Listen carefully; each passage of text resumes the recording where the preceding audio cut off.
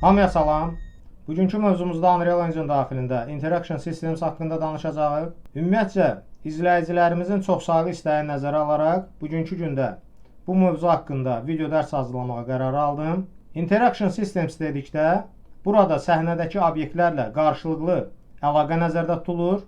Ümumiyyətcə, mühərrik daxilində bu sistemi bir neçə müxtəlif yolla realizə etmək mümkündür. Məhz bugünkü dərsimizdə bunların bir neçə müxtəlif növünə baxacağıq. İlkin öncə səhnədə hazır nəticəyə baxırıq. Oyuna başladığımız zaman personajımızın gedəcəyi yol üzərində müxtəlif interaktiv obyektlər yerləşdirmişəm. Məhz bu obyektlərlə bizim əsas personajımız interaktiv əlaqələr qura bilir. Misal üçün, birinci obyektə yaxınlaşdığımız zaman klaviaturada X klavişinə klik etdiyimiz zaman qarşımıza belə bir məlumat verici widgetimiz çıxa bilər. Daha sonra yenidən Tab klavişinə klik edirik və bu widgeti ekrandan silə bilirik. Növbəti obyektimizə nəzər salsaq, bu obyektimizə yaxınlaşdığımız zaman klaviaturada X klavişinə klik etdiyimiz anda sadəcə olaraq bu obyekti destroy edirik, yəni bir növ məhv edirik. Son olaraq buraya yaxınlaşdığımız zaman qapı dəstəyi üzərində məlumat verici billboardlar görürük. Məhz buradan da gördüyümüz kimi klaviaturada X klavişinə klik etdiyimiz zaman qapı dəstəyi ilə bizim personajımız qarşılıqlı əlaqədə olacaq və bunun nəticəsində qapı dəstəyi açılandan sonra ümumiyyətcə bizim qapımız açılmağa başlayacaq.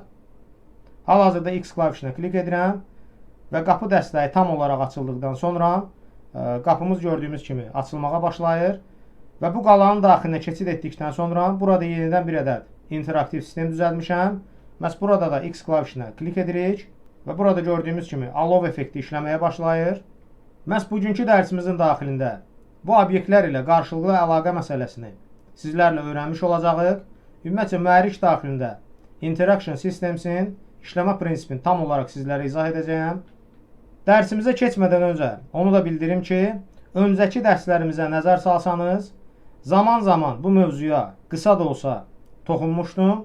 Lakin dediyimiz kimi bu mövzu daxilində sırf bu oyun mexanikasını ətraflı olaraq sizlərə izah edəcəyəm. İlkin öncə səhnədə yerləşdirdiyimiz bu obyektimizə nəzər salaq. Bunun üçün sadə bir actor tipində klass düzəltmişəm və həmin actor klassımızın redaktoruna daxil olsaq, burada gördüyümüz kimi adi bir ədəd kub yerləşdirmişəm.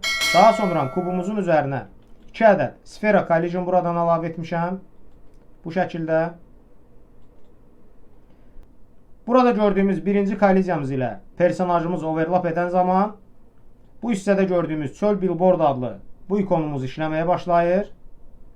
Və növbəti olaraq iç hissədə yerləşdirdiyim bu kolliziya ilə bizim personajımız qarşılıqlı əlaqədə olan zaman burada gördüyümüz bu iki billboardumuz işləməyə başlayır.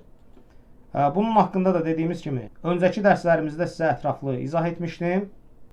Daha sonra burada əlavə etdiyimiz komponentlərimizi məntiqi ardıcıllığı yazmaq üçün ilk öncə sfera kolliziyalarımıza algoritm yazmalıyıq. Bunun üçün hər bir sfera kolliziyamızı bu şəkildə seçirik. Daha sonra üzərinə sağ klik edirik və event bölümündən begin və end overlap adlı eventlərimizi buraya bu şəkildə əlavə edirik.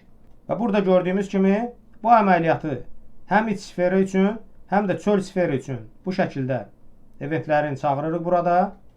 Daha sonra məntiqi ardıcılığı qurmağa başlayırıq.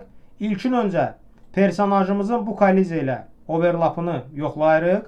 Bunun üçün sadəcə olaraq burada şərt operatorumuzu çağırırıq.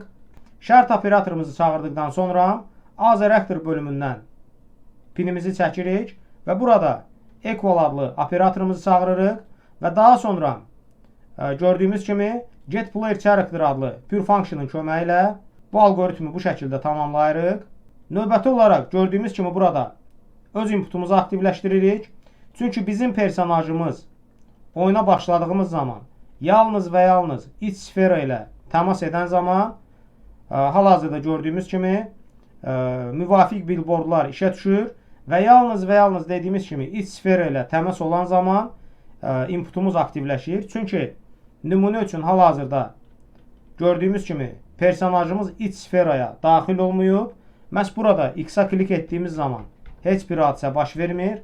Lakin bizim personajımız iç sferaya daxil olduğu zaman X klavişinə klik etdiyimiz zaman müvafiq olaraq interaktiv obyekt işə düşür.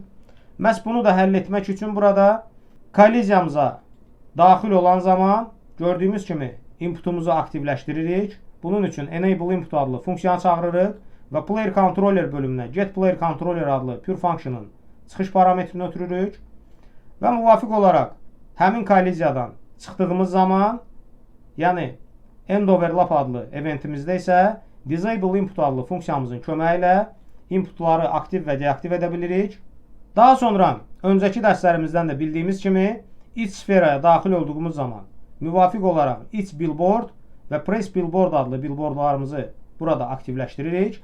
Lakin bunun üçün mütləq şəkildə əvvəlcə iç billboard və press billboard adlı iç sfera daxilində yerləşdirdiyimiz billboardlar üçün details bölümünə nəzər salsaq, burada visible və hidden in game adlı parametrləri bu şəkildə deaktiv etməliyik.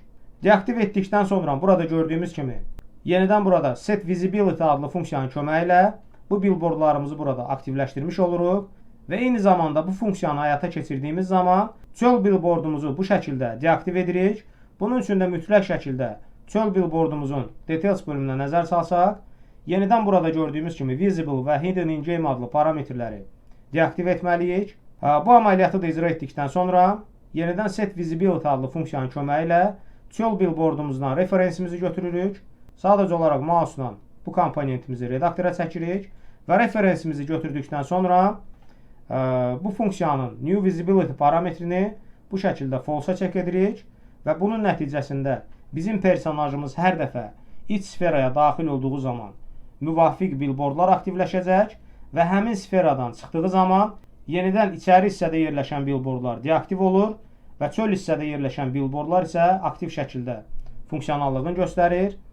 Və analoji olaraq həmin sferamızın end overlap adlı eventimizdə burada etdiyimiz əməliyyatları gördüyümüz kimi əksinə olaraq burada icra edirik və eyni funksionallığı gördüyümüz kimi çöl sferamız üçün də tətbiq edirik. Bunun üçün yenidən burada çöl sferamızın üzərinə sağ klik edirik, add event bölümündən gördüyümüz kimi begin və end overlap adlı eventlərimizi redaktorumuza çağırırıq və daha sonra personajımıza bu şəkildə müraciət etməklə burada set visibility adlı funksiyanın köməyi ilə müvafiq billboardlarımızı aktiv və deaktiv edirik. Bu əməliyyatları icra etdikdən sonra birinci nümunəmizdə ekrana bir widget yansıtmaq üçün ilkin öncə müvafiq widgetimizi düzəltməliyik. Mənim nümunəmdə bizim dərsimiz sırf nümunə xarakteri daşıdığına görə olduqca sadə bir widgetdən istifadə etmişəm burada. Hal-hazırda həmin widget daxilinə nəzər salsaq, sadəcə olaraq background olaraq, yəni arxa fon olaraq belə bir şəkildən, istənilən bir şəkildən burada istifadə edirik və daha sonra burada gördüyümüz kimi adi bir text blok buraya yerləşdirmişəm və yerləşdirdiyimiz hər bir elementin widget daxilində mütləq şəkildə anchor parametrini tənzimləməyi unutmuruq. Text blokumuzu da yerləşdirdikdən sonra burada animation bölümündən həmin text blokumuz üçün belə bir animasiya tətbiq etmişəm. Bu haqda da kanalımızda widgetlər dərsində ətraflı, izahlı şəkildə dərslərimiz mövcuddur. Bu dərslərimizə baxmayan izləyicilərimizə şiddətlə həmin mövzulara baxmağı tövsiyə edərdim. Çünki olduqca maraqlı və vacib mövzulardır. Və növbəti olaraq qraf bölümünə keçid etsək, burada sadəcə olaraq event construct adlı eventimizdə həmin düzəltdiyimiz animasiyamızdan referensimizi götürürük. Referensimizi götürdükdən sonra play animation adlı funksiyanın köməyi ilə bu animasiyamızı burada ifa edirik və burada gördüyümüz kimi loops to play adlı parametri sıfıra gətirdiyimiz zaman bildiyimiz kimi bizim animasiyamız dövrü şəkildə dayanmadan icra olunmağa başlayacaq. Widgetimizi bu qaydada və yaxud da siz istənilən qaydada hazırladıqdan sonra yenidən keçid edirik öz klasımızın redaktoru daxilinə. Burada mənim nümunəmdə X klavişi ilə qarşılıqlı əlaqəni təmin edirik. Inputumuzu burada təyin etdikdən sonra create widget adlı funksiyanın köməyi ilə widgetimizi çağırırıq və add to viewport adlı funksiyanın köməyi ilə isə burada çağırdığımız widgeti ekrana yansıdırıq. Həmin widgetimizi bu şəkildə bir dəyişənin yaddaşına vura bilərik. Bunun üçün sadəcə olaraq return value parametrini Promote to variable bölümü vasitəsilə bir dəyişənin yaddaşına vururuq. Daha sonra burada istənilən şəkildə adlandırma həyata keçirdə bilərik. Widgetimizi bu şəkildə bir dəyişənin yaddaşına vurmaqda əsas məqsədimiz bizim bu gördüyümüz class redaktor daxilində istənilən yerdə bu widgetimizə müraciət edib istifadə edə bilərik. Və son olaraq burada gördüyümüz kimi input rejimimizi game and UI adlı funksiyanın köməyi ilə bu şəkildə set edirik və daha sonra show mouse cursor adlı parametrimizi çağırırıq və burada bu parametrimizi mütləq şəkildə true'ya çək edirik. Çünki bizim widgetimiz ekrana yansıyan zaman mütləq şəkildə kursorumuz həmin ekranda görünməlidir. Məhz bunu bu parametrin köməyi ilə həyata keçiririk və hər iki halda target parametrini burada gördüyümüz getPlayerController adlı pure functiondan hər iki funksiyamıza bu şəkildə ötürürük. Bu əməliyyatı da icra etdikdən sonra ekrandan widgetimizi yenidən silmək üçün belə bir algoritm yazırıq. İlkin öncə mütləq şəkildə oyun rejimimizi game olaraq müəyyənləşdiririk bu funksiyanın köməyi ilə. Daha sonra show mouse cursor adlı parametrimizi burada çağırırıq. Çünki artıq oyun rejiminə keçid etdikdən sonra ekranda bizim kursorumuz görünməli deyil. Bu əməliyyatları icra etdikdən sonra burada remove from parent adlı funksiyanı çağırırıq. Lakin bu funksiyanı çağırmaq üçün ilkin öncə widgetimizdən bu şəkildə referensimizi götürürük və daha sonra çıxış parametrindən remove from parent adlı funksiyanı burada çağırırıq və son olaraq burada destroy actor adlı funksiyanın köməyi ilə ümumiyyətcə ekrandan bütün bu gördüyümüz klassımızı məhv edirik. Nümunə üçün burada destroy actor adlı funksiyanı istifadə etməsək, bu zaman oyuna başladığımız zaman bu obyekt ilə qarşılıqlı əlaqədə olduğumuz zaman X klavişinə klik edirik. Widgetimiz ekranda yansıyandan sonra Tab klavişinə klik edirik. Bütün bizim ekrandan widgetimiz ləğv olunsa belə, hal-hazırda yenidən interaktiv obyektin səhnədə qaldığını görürük. Məhz buna görə də burada destroy actor adlı funksiyadan istifadə edirik. Bütün kodu bu şəkildə yazdıqdan sonra alınan nəticələri compile və save edirik. Artıq bizim birinci interaktiv obyektimiz istifadə üçün tamamilə hazır olur. Dediyim kimi burada kubu digər istənilən obyektlərlə əvəz edə bilərik və istənilən funksionallığı burada həyata keçirdə bilərik. Növbəti burada interaktiv obyektimizə nəzər salsaq, ikinci gördüyümüz interaktiv obyektimiz üçün özündə destroyluq xüsusiyyətini daşıyan bir obyekt düzəldmişəm. Bunun üçün sadəcə olaraq yenidən burada gördüyümüz kimi iç və çöl sferalarımızı burada bundan öncəki klassımız daxilində olduğu kimi tənzimləmişəm. Buraya bir ədəd sfera yerləşdirmişəm obyekt olaraq və daha sonra burada fikir verirsinizsə hər iki sferamız üçün funksionallığımız öncəki klassımız daxilində olduğu kimi eynilik təşkil edir. Ona görə də bu koda burada hal-hazırda baxmırıq. Və bu klass daxilində X klavişinə klik etdiyimiz zaman ekrana bu şəkildə məlumat verici bir ədəd yazı çap edə bilərik və yaxud da bu yazını burada sadəcə olaraq istifadə etməyə edə bilərik. Daha sonra destroy actor adlı funksiyanı çağırırıq və bu funksiyanı çağırdıqdan sonra burada gördüyümüz kimi bir ədəd vizual effekt burada spawn edirəm. Bunun üçün spawn emitter at location adlı funksiyanı çağırırıq və bu funksiyanı çağırdıqdan sonra emitter template bölümündə istədiyimiz vizual effekti burada bu bölümə mənimsədə bilərik. Mənim nümunəmdə explosion adlı partlayış effektini buraya mənimsədmişəm və daha sonra mütləq şəkildə location adlı parametrimizə bir dəyər ötürməliyik buradan. Çünki bizim çağırdığımız funksiya birbaşa location dəyərə görə istifadə olunan funksiya sayılır. Həmin parametrimiz isə getActorLocation adlı funksiyanın çıxış parametri olur. Bu funksiyanın köməyi ilə bizim bu hal-hazırda işlədiyimiz klassımız səhnədə hansı koordinat nöqtəsində yerləşdirəcəksə, məhz həmin koordinat nöqtəsi haqqında bizə məlumat ötürən funksiya sayılır. Məhz bu funksiyamız. Bu klassımız daxilində də algoritmimizi bu qayda tamamladıqdan sonra yenidən compile və save düyməsinə klik edirik və burada ikinci obyektimizin işləmə prinsipinə nəzər salaq.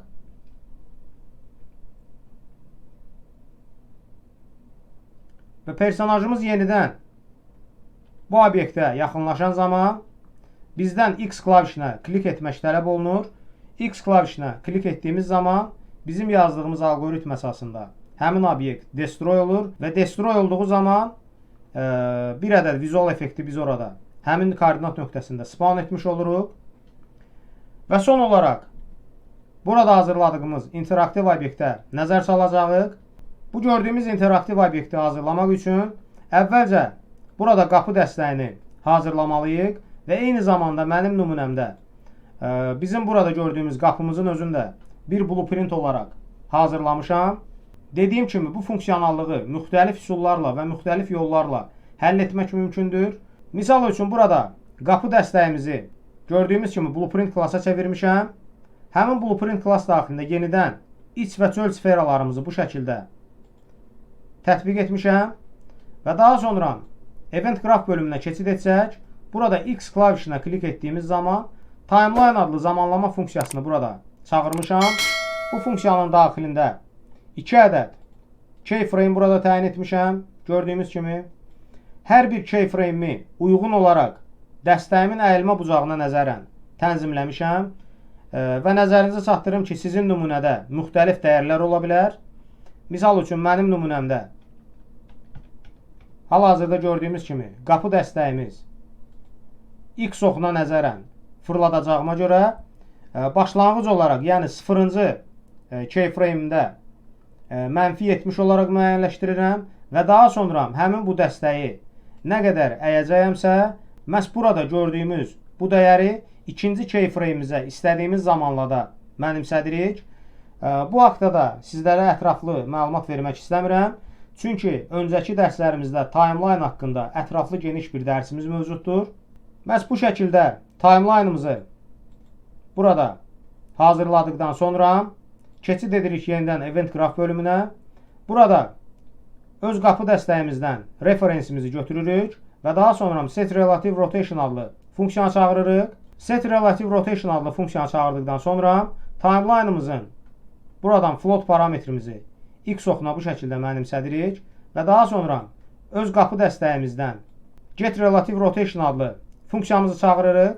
Burada gördüyümüz funksiyanı çağırdıqdan sonra çıxış parametrimizi split edirik və bu parametrimizi split etdikdən sonra Y və Z parametrlərini bu funksiyanın müvafiq parametrlərinə mənimsədirik və daha sonra Timeline adlı funksiyanın Finished adlı parametrinə burada gördüyümüz kimi səhnədə də bayaq sizə dediyim kimi bu qapı modelimizə birbaşa müraciət etməliyik. Məhz buna görə də qapımızı burada blueprint class olaraq müəyyənləşdirmişəm.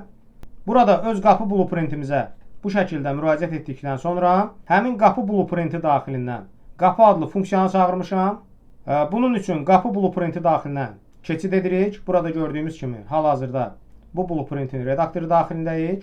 Burada sadəcə olaraq bir ədəd custom event çağırmışam və həmin custom eventimizə timeline adlı zamanlama funksiyasını burada təyin etmişəm. Və daha sonra yenidən Set Relative Rotation adlı funksiyanın köməyi ilə bu qapı modelimizi istədiyimiz kimi açıb bağlaya bilərik. Belə bir sadə funksionallığı yazdıqdan sonra burada gördüyümüz custom eventimizi bu qapı qolu klası daxilində funksiya şəklində burada çağırırıq və alınan nəticələri compile save edirik.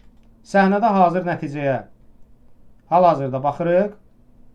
Bizim personajımız həmin o qapı dəstəyinin ətrafına yaxınlaşan zaman müvafiq billboardlarımız bu şəkildə işə düşməyə başlayır. Və biz klaviaturada X klavişinə klik etdiyimiz zaman qapı dəstəyi tam olaraq açıldıqdan sonra qapımız gördüyümüz kimi açılmağa başlayır və bizim personajımız artıq içəri daxil ola bilir. Və son olaraq burada gördüyümüz bu interaktiv sistemi düzəltmək üçün səhnədə yenidən bir ədəd Fire Interact adlı actor tipində bir ədəd class düzəltmişəm. Məhz bu nöqtədə bir ədəd gördüyümüz kimi target point yerləşdirmişəm. Bunun üçün sadəcə olaraq Place Actors bölümündən target point yazırıq və burada gördüyümüz bu komponenti səhnədə istənilən yerə yerləşdirə bilərik. Bu komponent səhnədə yerləşdirdiyimiz istənilən koordinat nöqtəsi haqqında bizə məlumat ötürən bir səhnə aktyoru sayılır. Deməli, target pointimizi bu nöqtədə yerləşdirdikdən sonra dediyimiz kimi burada Fire Interact adlı bir ədəd actor tipində klass hazırlamışam. Məhz bu klassımızın komponent bölümü daha öncəki klasslar daxilində kimi funksionallıq göstərir və daha sonra Event Graph bölümünə keçid etsək, Burada X klavişinə klik etdiyimiz zaman ilkin öncə Destroy Actor adlı funksiyanı çağırırıq və daha sonra səhnədəki target pointimizə müraciət etmək üçün Get All Actors of Class adlı funksiyanı çağırırıq. Məhz bu funksiya bizə çıxış parametrində massiv şəklində dəyərlər ötürür. Bu funksiyanın köməyi ilə səhnədə burada təyin edəcəyimiz istənilən klass və yaxud da aktyor haqqında məlumat əldə edə bilərik. Mənim nümunəmdə səhnədə target point haqqında məlumat əldə etmək istəyirəmsə, burada mütləq şəkildə target point yazıram. Target pointimi burada seçdikdən sonra çıxış parametrimdə massivin get adlı funksiyasını çağırıram. Məhz bu funksiyanın burada gördüyümüz kimi indeks parametri bizə səhnədə 0-cı target pointimizi qaytaracaq. Məntiq ilə bizim səhnədə bir ədəd target pointimiz olduğu üçün bu funksiyanın köməyi ilə, yəni 0-cı indeksdə məhz bizim hal-hazırda gördüyümüz target point yerləşəcək və buradan get adlı funksiyanın çıxış parametrindən Get Actor Location adlı funksiyanı çağırırıq və yenidən burada Spawn Emitter at Location adlı funksiyanın köməyi ilə gördüyümüz kimi alov effektini burada istifadə edirəm. Məhz bu interaktiv obyektin də işləmə prinsipinə səhnədə hal-hazırda baxırıq və biz həmin bu koordinat nöqtəsinə yaxınlaşdığımız zaman burada yenidən bizdən X klavişinə klik etməyimiz tələb olunacaq. Biz klaviaturada X klavişinə klik etdiyimiz anda həmin target point nöqtəsində alov effekti icra olunmağa başlayır. Məhz bu şəkildə dediyimiz kimi mühərrik daxilində obyektlərlə qarşılıqlı əlaqə sistemi təşkil olunur. Ümumiyyətcə, bugünkü dərsimizdə mühərrik daxilində interaktiv obyektlərlə qarşılıqlı əlaqənin necə qurulacağını sizlərlə ətraflı öyrənmiş olduq. İlerləyən mövzularda bizləri daha da maraqlı dərslər gözləyir. Hətta bugünkü dərsimizdə eksklüziv olaraq onu da sizlərin diqqətinizə çatdırım ki, gələcək dərslər daxilində Word proqramlaşdırma dili haqqında da xüsusi bir seriya dərslər fikirləşirəm. Çünki bildiyimiz kimi hal-hazırda Unreal Engine mühərrikinin 6-cı versiyası haqqında danışmaq olduqca tez olsa da, indidən proqnozlaşdırmaq olar ki, Unreal Engine mühərrikinin 6-cı versiyası daxilində Word proqramlaşdırma dilindən olduqca geniş istifadə olunacaq. Buna da görə gələcək dərslərimizdə Word proqramlaşdırma dilinə aid seriya dərslərimizi hazırlamaq fikrindəyəm. Bunun üçün də kanalımıza abunə olmağı və videolarımızı bəyənməyi unutmayın. Kanalımıza aktiv şəkildə dəstək olun ki, videolarımız daha çox insan qarşısına çıxsın və bizim videolarımızdan daha çox insanlar yararlana bilsinlər. Bugünkü dərsimiz bu qədər. Hamıya uğurlar.